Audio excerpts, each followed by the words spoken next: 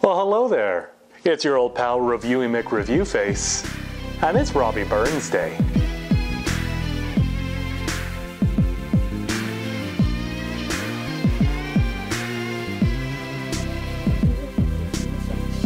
So here I am, it's Robbie Burns Day, and I thought there's no better way to celebrate Robbie Burns Day than with a wee bit of scotch. And I thought, you know what, perhaps a wee bit of haggis. Now the problem is I didn't get out to the local butcher shop in time to get a haggis this year. There's a lovely place here in Calgary, McEwen Meats, highly recommended. They make a great haggis. But wait a minute, I thought, I didn't finish last year's haggis.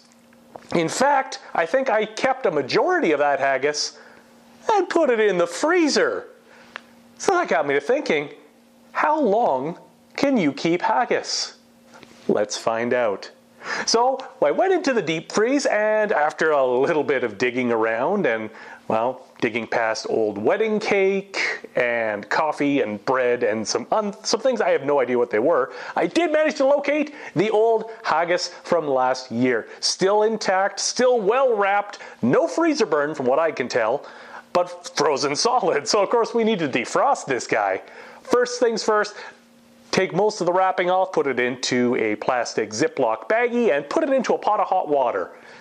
Half hour later, the entire haggis is nice and soft and ready to be reheated. Now, the haggis that I got from McEwen Meats is pre-cooked, so all you have to do is heat it up. So this has been cooked and heated, then frozen, then reheated. And as you can see, the end result, well, it doesn't look like haggis anymore. See, because last year I slit into the casing of the haggis to get at the delicious insides, but unfortunately, when you reheat haggis, as I've discovered, it kind of boils out of the slit in the casing, kind of erupts over the rest of the pan. But it smells great, it looks awful, but let's see how it tastes. Now, before we get to the tasting, of course, I don't have any neeps or tatties, but I do have a wee dram. So this is the Flaming Heart, a blended malt Scotch whiskey. This is, of course, right out of Scotland. It's a big smoky malt whiskey with rich concentrated vanilla and spice character. As you can see, it's one of my favorites, as there's not a whole lot of it left. But we'll pour a little out for our friend Robert Burns.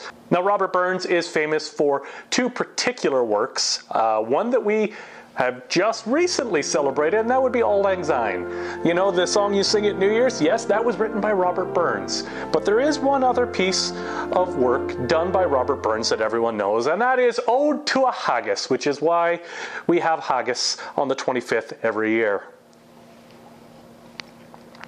Oh, it's delightful. So of course, before we dig into our haggis and see how year-old haggis stands up, I shall recite for you Robert Burns' famous poem, Ode to a Haggis. Fair fa your honest sonsie face, great chieftain o' the puddin race, aboon them all ye take your place, Painch, tripe, or thrain, well are ye worthy of a grace as lengths me arm. The groaning trencher there ye fill, your hurdies like a distant hill. Your pin wad help to mend a mill in time o' need, while through your pores the dews doth still like amber bead. His knife see rustic labour dight, and cut you up with steady sleight, trenching your gushing entrails bright, like onie ditch, and then, oh, what a glorious sight, warm-reeking rich. Then horn for horn they stretch and strive, they'll take the hindmost, on they drive, till all their weel-swall'd kytes belyve are bent like drums. Then alt good men mayst like to rive, bethank hums. Is there that oast his French ragout, or olio what star was so, or fricassee what made her spew with perfect scorner, look down with sneering, scornful view on such a dinner? poor devil, see him o'er his trash as feckless as a withered rash. His spindle shank a good whiplash, his knee a knit, through bloody flood or field to dash, oh, how unfit. But mark, the rustic Haggis fed, the trembling earth beneath his tread, resounds his tread, excuse me. Clap with his wally knee a blade, he'll make it whistle, and legs and arms and head will sneed like taps of thistle. Ye powers what make mankind your care, and dish them out with bill of fare. All Scotland wants its skinking ware that japs in nuggies, but if ye wish her grateful prayer, gie her a haggis. Let's give it a taste. As you can see, it has exploded out of the skin there.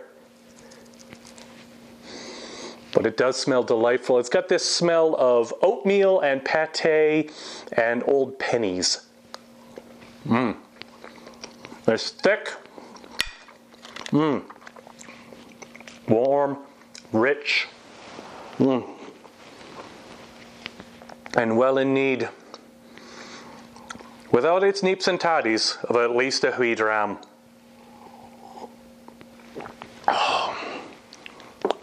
But I have to say, to my shock and delight, a haggis left over, kept in a freezer for an entire year, is still a damn fine meal. Got some little corners of toast here. Just spread it on. Really quite delightful. So there you have it. Happy Robbie Burns Day to everybody out there celebrating. And if you cannot finish your haggis before the end of Robbie Burns Day, pack it up nice and tight, put it in the freezer, and it'll still be good next year. But hey, I am not trying to sell you anything. I'm just telling you my review. I'm Reviewy McReviewface, emphasis on the Mac. And I'll see you next review.